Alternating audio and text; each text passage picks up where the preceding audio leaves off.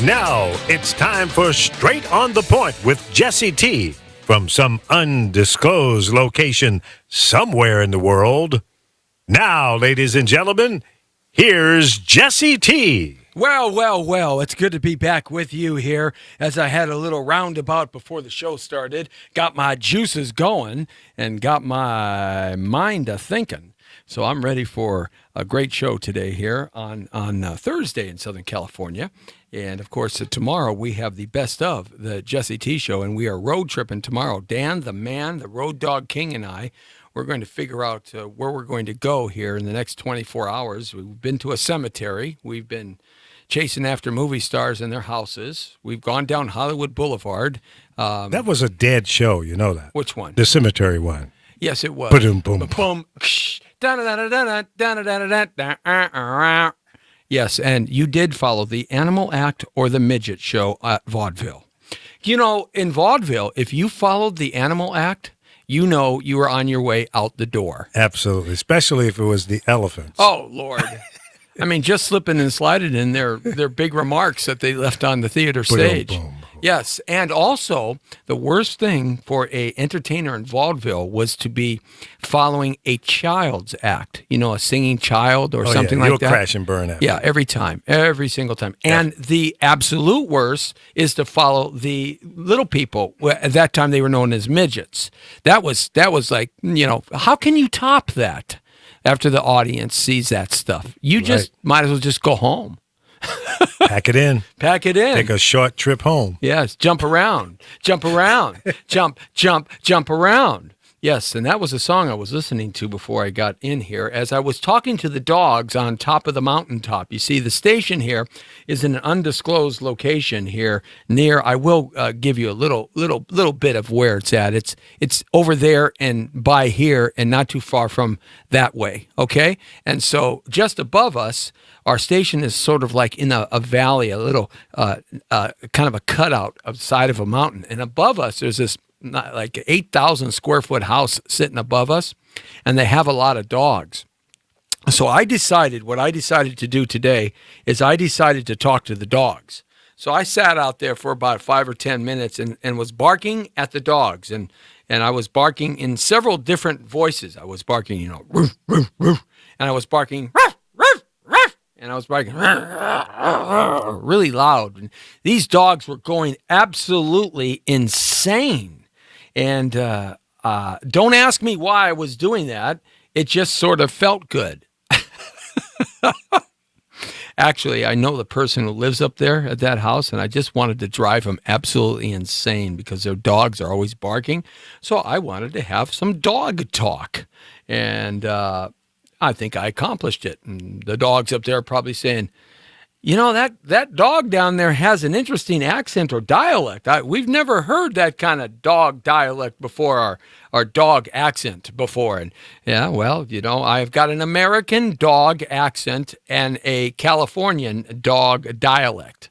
Yeah, that's right? Or it should be actually the way around. No, that's right. Yes, when you're from a country, you have an accent, and when you're within the country, you have a dialect. So it took me a long time to figure that one out, too. Many years of psychotherapy to figure that one out. So I'm just imparting these things so you don't have to go through the pain of it all.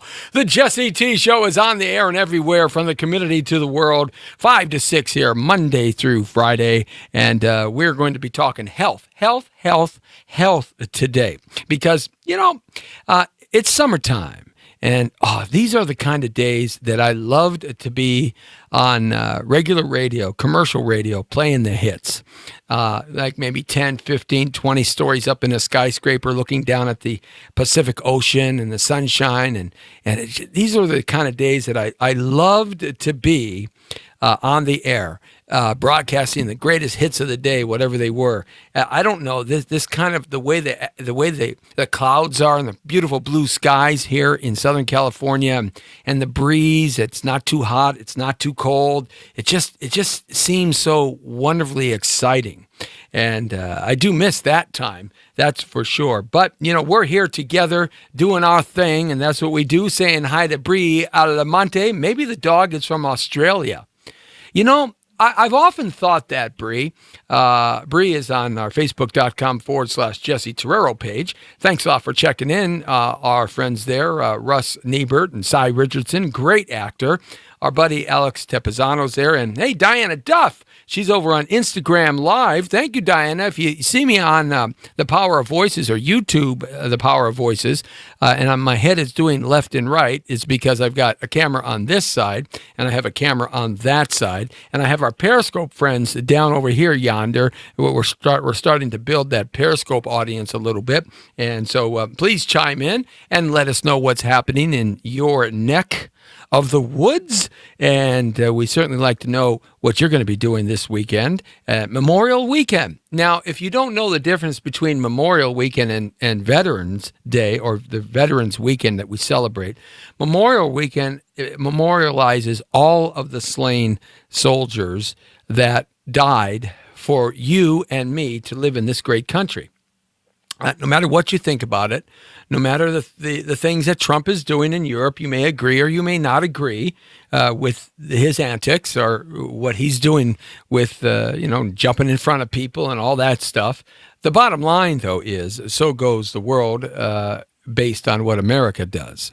And this is a great place to live. There's just no doubt about it. Even in our worst, it's better than some of the best anywhere else in the world. And so many people complain and whine about this country. I quite frankly love living here, and it's just this is who we are, and the direction we're going in, and taking control of our country, taking it back, the people taking the country back. Nevertheless, the bottom line is that we are going to have a great weekend here, remembering all of our slain soldiers, both men and women,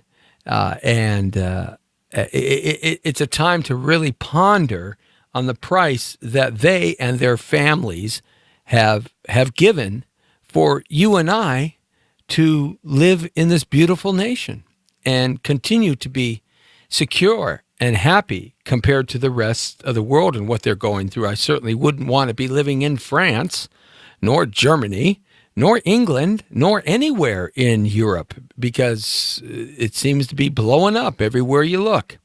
If you really want to see what's happening in Europe, you should go to BBC and check out that news service online, because you'll get a completely different indication, and you'll see what's happening in a more real-time kind of way, and not an editorial commentary type of presentation. You'll see the news. So I think Europe is gone. I think Europe is just gone to the dogs, as they say.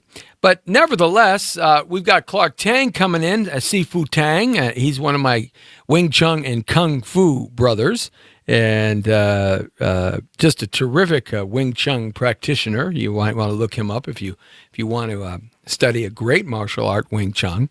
No, not Wang Chung. No, we're not Wang Chunning tonight. Shame on you. Of course, maybe some people are doing the Wang Chung right now, but we're not doing the Wang Chung. We're doing the Wing Chun.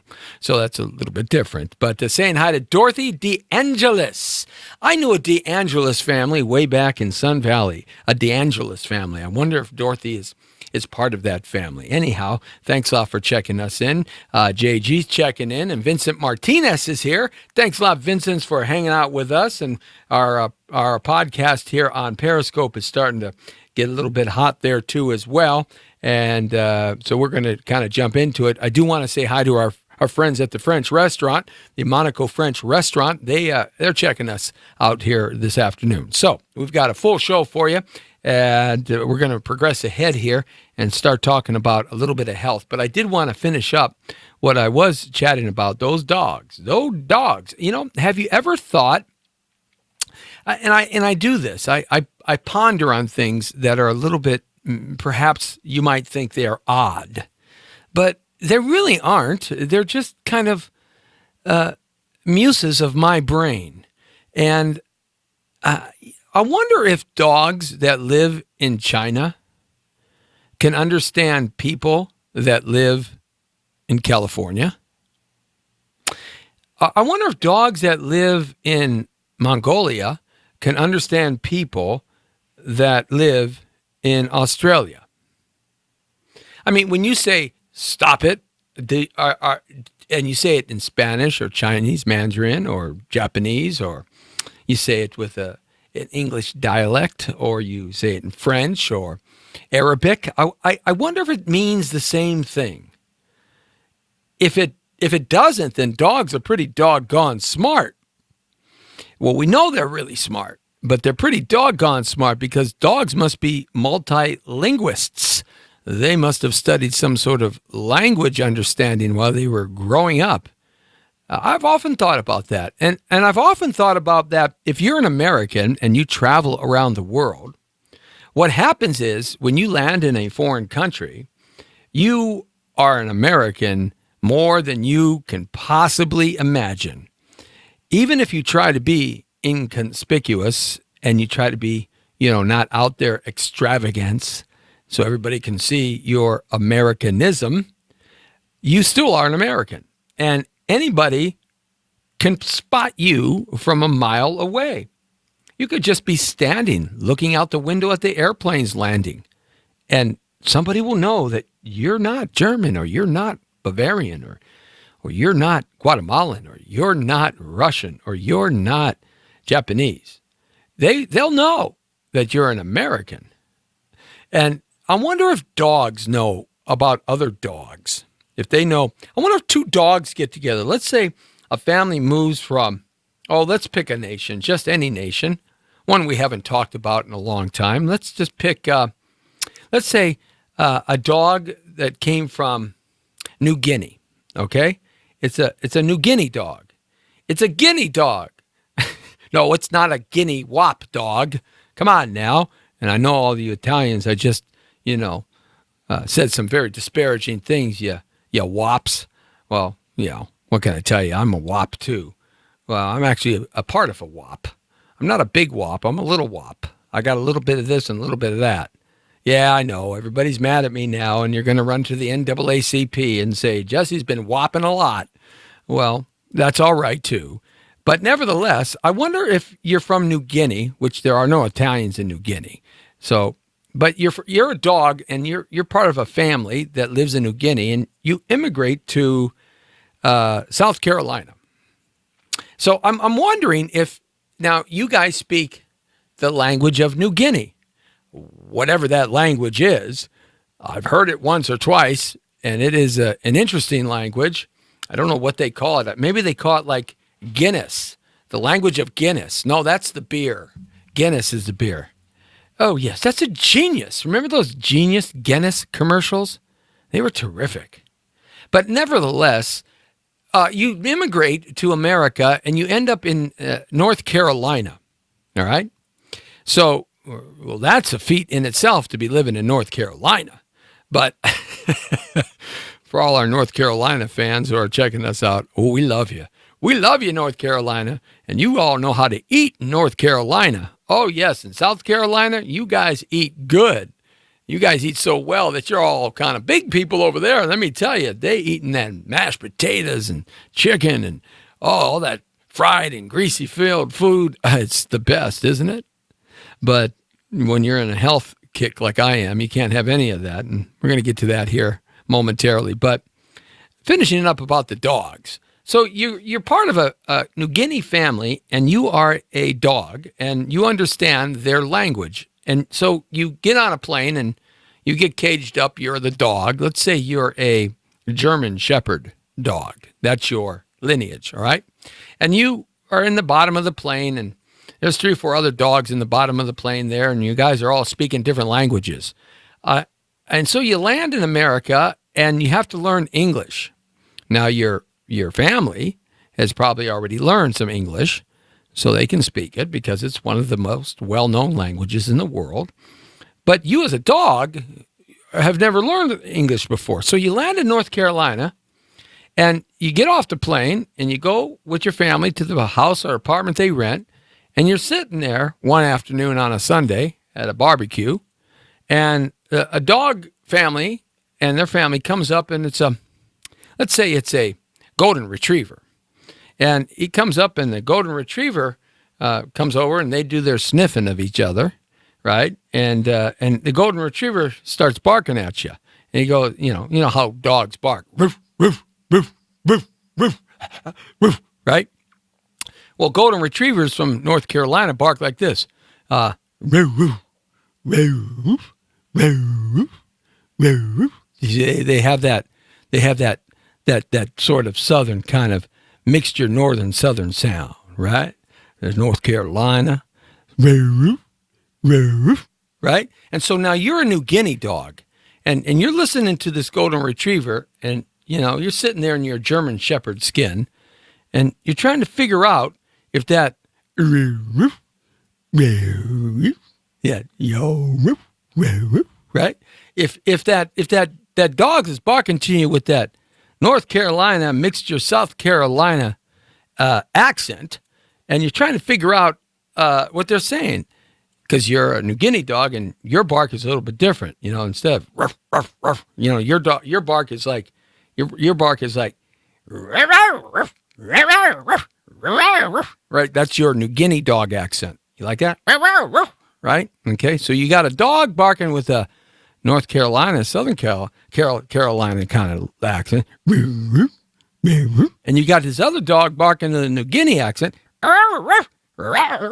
Right? I wonder if they actually understand each other.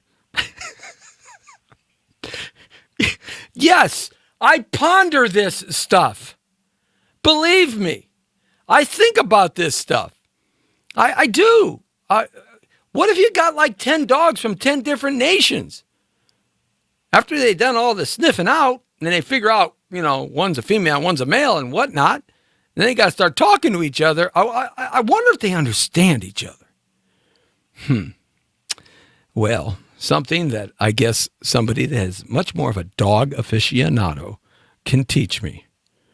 But I would like to learn different dog accents and dog dialects. That would be kind of fun. Then I could mess around with the dogs up there on the hillside and really screw them up.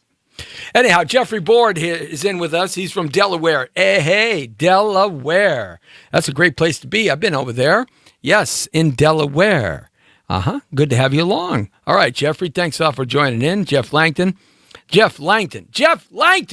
Oh, my God. I have a Jeff Langton. I have a Langton member of the Langton family on chiming in with us on Facebook.com. A Langton. Wow. I can't believe a Langton checked in. I wonder if that's anything like plankton. I wonder if he's oceanic. He's like plankton from the Langton. Okay. All right. So we're talking health today, guys. And the reason why we're talking health today is because we're finding